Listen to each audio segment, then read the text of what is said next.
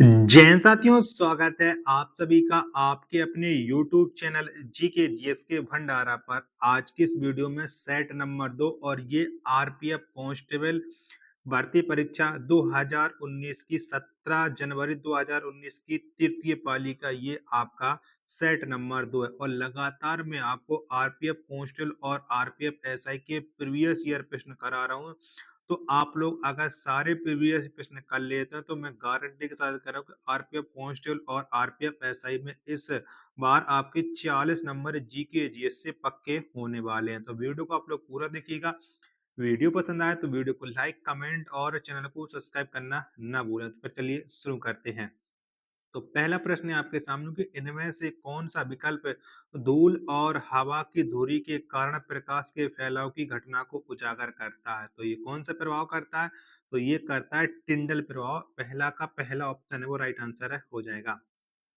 दूसरा प्रश्न है कि निम्नलिखित में से किस समिति को चालू आर्थिक समिति कहा जाता है? तो किसे कहा जाता है ये आपको बताना है। तो ये कहा जाता है प्राक्कलन समिति को। चौथा ऑप्शन है वो राइट आंसर हो जाएगा। तीसरा प्रश्न है कि निम्नलिखित में से कौन सा शब्द बैडमिंटन खेल से संबंधित है? तो कौन सा शब्द है बैडमिंटन से जुड़ा हुआ है? तो ड्रॉप जो शब्द है ये बैडमिंटन से जुड़ा हुआ है। तीन का तीसरा ऑप्शन है वो राइट आंसर हो जाएगा। चौथा प्रश्न है आपके सामने कि राज्य मानवाधिकार आयोग के अध्यक्ष और सदस्यों को कौन हटा सकता है? तो कौन हटा सकता है? तो इन्हें राष्ट्रपति हटा सकते हैं। चौथा का पहला ऑप्शन है वो राइट आंसर हो जाएगा। पांचवा प्रश्न है कि निम्नलिखित में से किस राजवंश ने वेसर शैली के मंदिर वास्तुकला की शुरुआत की? तो ये किसने शुरुआत की थी? तो ये चालुक्य वंश ने की थी। पांच का दूसरा ऑप्शन वो राइट आंसर हो जाएगा। छठवां प्रश्न है कि परमाणु केंद्र में परमाणु संख्या की कुल संख्या होती है, तो कितनी होती है? तो इसमें जो परमाणु परमाणु केंद्र परमाणु संख्या प्रोटॉन की कुल संख्या होती है। यानी छठवां का जो राइट आंसर हो जाएगा वो ऑप्शन क्या दूसरा है। यहाँ पर ये पूछा गया था कि किसकी संख्या के बराबर होती है। ठीक है, थोड़ा टाइपिंग में मिस्टेक है। सातवां प्रश्न है आपके सामने किसे सर्वाधिक तन्य धातु कहा जाता है? तो किसे कहा जाता है? तो सोना को कहा जाता है। सात का तीसरा ऑप्शन राइट आंसर हो जाएगा। आठवां प्रश्न है कि न्यूटन के दूसरे गति के नियम के अनुसार किसी वस्तु पर लगने वाला बल डॉट डॉट और डॉट डॉट उत्पाद से हटा दिया जाता है। तो ये किससे हटा दिया जाता है ये आपको बताना है। तो ये पदार्थ और त्वरण, इसका राइट आंसर हो जाएगा तीसरा ऑप्शन। एकदम इसका करेक्ट आंसर हो जाएगा आठ का। चलिएगा, नौवां प्रश्न आपके सामने आ जाता है कि निम्नलिखित में से कौन सी रबी की फसल है? तो बताओ इनमें से रबी की फसल कौन सी है? तो गेहूं ये रबी की फसल है। नौ का दूसरा ऑप्शन है करेक्ट आंसर हो जाएगा। दसवां प्रश्न है आपके सामने कि जवादी और सेवराय पहाड़ियां भारत के किस राज्य में स्थित हैं? तो बताइए कहाँ पर स्थित हैं? तो ये भारत के तमिलनाडु राज्य में स्थित हैं। दस का तीसरा ऑप्शन है वो राइट आंसर हो जाएगा। 11वां प्रश्न है कि ध्वनि की गुणवत्ता इसके द्वारा डॉट डॉट निर्धारित की जाती है। तो ये किसके द्वारा निर्धारित की जाती है? तो ये आवृत्ति के द्वारा निर्धारित की जाती है। 11 का तीसरा ऑप्शन राइट आंसर हो जाएगा। 12वां प्रश्न है आपके सामने कि पाल साम्राज्य का संस्थापक कौन था? तो कौन था? तो पाल साम्राज्य का जो संस्थापक था वो था गोपाल। 12 का चौथा ऑप्शन है वो राइट आंसर हो जाएगा। 13वां प्रश्न है आपके सामने कि ट्रॉफी के संबंध में एमबीपी शब्द का पूर्ण रूप क्या है? तो बताओ इसका फुल फॉर्म बताना है। तो इसका जो फुल फॉर्म था वो था मोस्ट वैल्यूएबल प्लेयर। 13 का तीसरा ऑप्शन है वो राइट आंसर हो जाएगा। 14वां प्रश्न है आपके सामने कि मिलिंद पनो पाठ किससे संबंधित है? तो बताओ मिलिंद पनो का संबंध किससे है? तो इसका संबंध है मिलिंद पनो का बौद्ध धर्म से। 14 का पहला ऑप्शन है वो राइट आंसर हो जाएगा। 15वां प्रश्न है आपके सामने कि इनमें से किसने भारत के लिए समुद्री मार्ग की खोज की? तो किसने खोज की? तो आपको पता है कि ये खोज की थी वास्को डी गामा ने। 15 का तीसरा ऑप्शन है वो राइट आंसर हो जाएगा। 16वां प्रश्न है आपके सामने कि हैंडबॉल खेल के खेल क्षेत्र को डॉट डॉट कहा जाता है। तो बताओ किसे कहा जाता है? तो इसके खेल क्षेत्र को कहा जाता है कोर्ट। 16 का तीसरा ऑप्शन राइट आंसर हो जाएगा। 17वां प्रश्न है आपके सामने कि पशुपति की आकृति किस काल में मिली है? तो बताओ किस काल में मिली है? तो ये मिली है हड़प्पा संस्कृति से मिली है। 17 का चौथा ऑप्शन है वो राइट आंसर हो जाएगा। चलिएगा, 18वां प्रश्न है आपके सामने कि निम्नलिखित में से कौन एक हवा से फैलने वाली बीमारी है? तो बताओ कौन है हवा से फैलने वाली बीमारी? तो ये है कोविड-19 है। 18 का चौथा ऑप्शन है वो राइट आंसर हो जाएगा। 19वां प्रश्न है कि निम्नलिखित में से कौन तारा पृथ्वी के सबसे निकट है? तो कौन सा तारा है पृथ्वी के सबसे निकट? तो ये प्रोक्सिमा सेंचुरी है। चौथा ऑप्शन करेक्ट आंसर हो जाएगा। 20वां प्रश्न है कि सार्वजनिक संपत्ति स्रोतों की अति प्रयोग को डॉट डॉट कहा जाता है। तो इसके प्रयोग को क्या कहा जाता है? 20 का आंसर आपको बताना। तो ये कहा जाता है सार्वजनिक संसाधनों की त्रासदी। दूसरा ऑप्शन करेक्ट आंसर हो जाएगा। 21वां प्रश्न है आपके सामने कि संसद के संयुक्त सत्र का संचालन करने के लिए अध्यक्ष के रूप में अनुपस्थित रहते हुए सत्र का संयोजक कौन होता है? तो कौन होता है? तो इसका जो संयोजक होता है वो लोकसभा उपाध्यक्ष होता है। पहला ऑप्शन करेक्ट आंसर हो जाएगा। 22वां प्रश्न है आपके सामने कि पैरालंपिक में स्वर्ण पदक जीतने वाले पहले भारतीय कौन थे? तो कौन थे? तो पहले भारतीय थे मरियप्पन थंगावेलु थे। 22 का दूसरा ऑप्शन करेक्ट आंसर हो जाएगा। 23वां प्रश्न है आपके सामने कि मूल कोशिकाओं की विभाजन के लिए एक मूल कोशिका को डॉट डॉट में विभाजित किया जाता है। 23 का आंसर आपको बताना है। तो ये दो समान कोशिकाओं में विभाजित किया जाता है। 23 का तीसरा ऑप्शन करेक्ट आंसर हो जाएगा। 24वां प्रश्न है आपके सामने कि नाट्य शास्त्र के लेखक कौन है? तो नाट्य शास्त्र के जो लेखक हैं वो भरत मुनि हैं। 24 का चौथा ऑप्शन है वो राइट आंसर हो जाएगा। चलेगा। अगला प्रश्न आ जाता है प्रश्न संख्या 25 है आपके सामने कौन सा अंतरराज्यीय परिषद मंत्रालय के अंतर्गत आता है? तो बताओ कौन सा अंतरराज्यीय परिषद है मंत्रालय के अंतर्गत आता है? 25 का आंसर आपको देना है। तो ये आता है गृह मंत्रालय। दूसरा ऑप्शन करेक्ट आंसर हो जाएगा। वीडियो पसंद आ रही है तो प्लीज आप लोग वीडियो को लाइक करें, कमेंट करें। चैनल को सब्सक्राइब नहीं कर रखा होगा तो चैनल को आप लोग जरूर सब्सक्राइब कर लीजिएगा।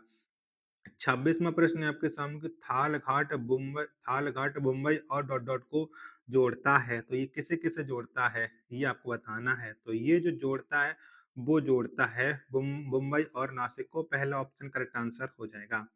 27वां प्रश्न है कि निम्नलिखित में से कौन क्रिकेट विश्व कप से संबंधित नहीं है? तो बताओ इनमें से कौन सा क्रिकेट विश्व कप से संबंधित नहीं है? 27 का आंसर आपको देना है। तो ये कलिंग कप संबंधित नहीं है। दूसरा ऑप्शन करेक्ट आंसर हो जाएगा। 28वां प्रश्न है आपके सामने कि पुरुषों में कौन से सेक्स जीन होते हैं? तो कौन से होते हैं? तो पुरुषों में एक्स वाई सेक्स जीन होते हैं। 28 का तीसरा ऑप्शन करेक्ट आंसर हो जाएगा।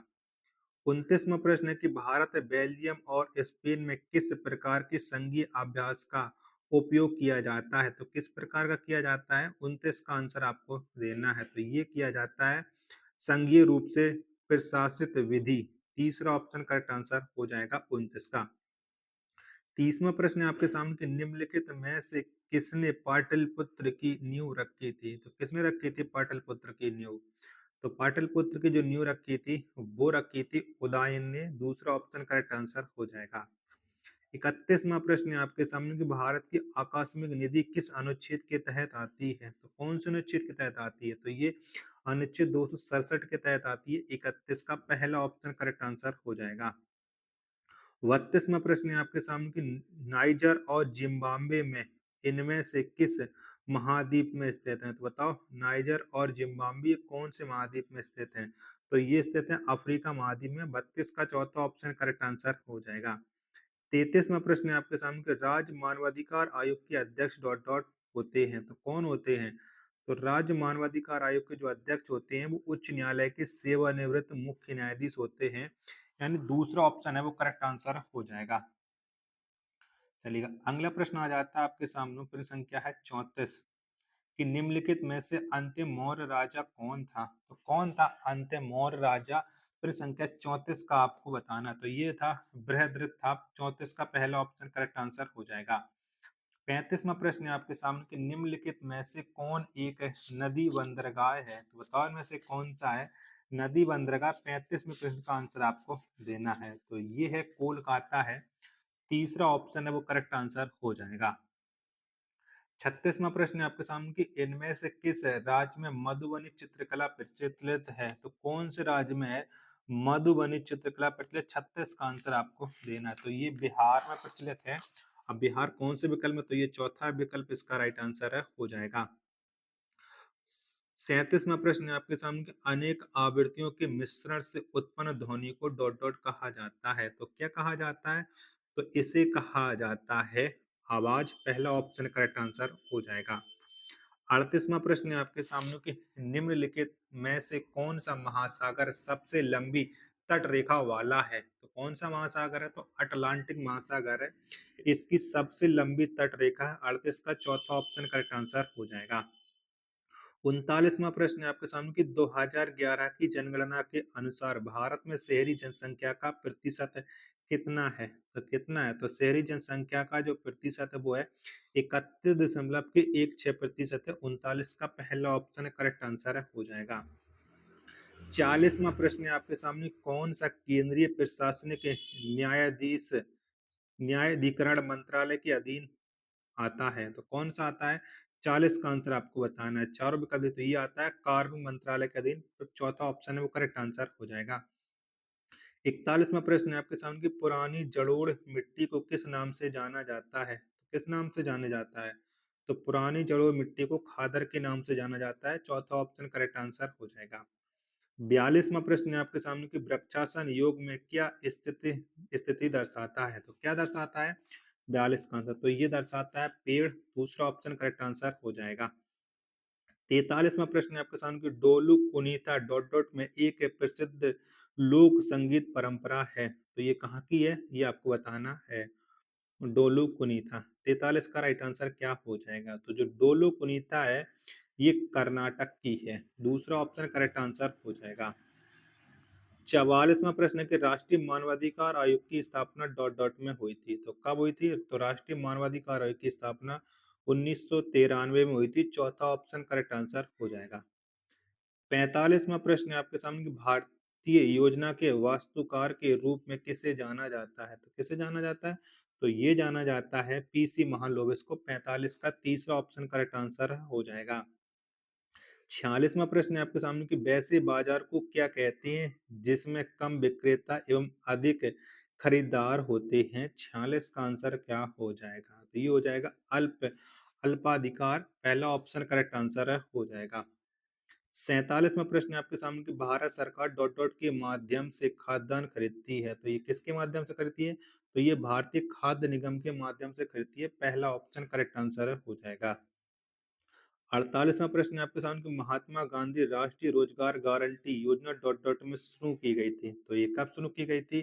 तो ये शुरू की गई थी 2005 में। चौथा ऑप्शन करेक्ट आंसर है हो जाएगा। 49वां प्रश्न है आपके सामने कि सिकंदर ने भारत पर किस वर्ष आक्रमण किया था? तो कब आक्रमण किया था सिकंदर ने भारत पर? तो ये जो आक्रमण किया था वो 1926 ईसा पूर्व में किया था। पहला ऑप्शन करेक्ट आंसर हो जाएगा। और ये अंतिम प्रश्न है जीके जीएस का कि किस विधेयक के बिना सरकार भारत के संचित निधि से पैसा निकाल सकती है? 50 का राइट आंसर क्या हो जाएगा? तो ये विनियोग विधेयक के बिना निकाल सकती है। दूसरा ऑप्शन करेक्ट आंसर है हो जाएगा। आशा करता हूँ कि आपको ये वीडियो पसंद आई होगी। तो वीडियो को लाइक कमेंट और चैनल को सब्सक्राइब करना ना भूलें। मिलते हैं अपने एक और नेक्स्ट वीडियो के साथ। तब तक के लिए धन्यवाद। जय हिंद, वंदे मातरम।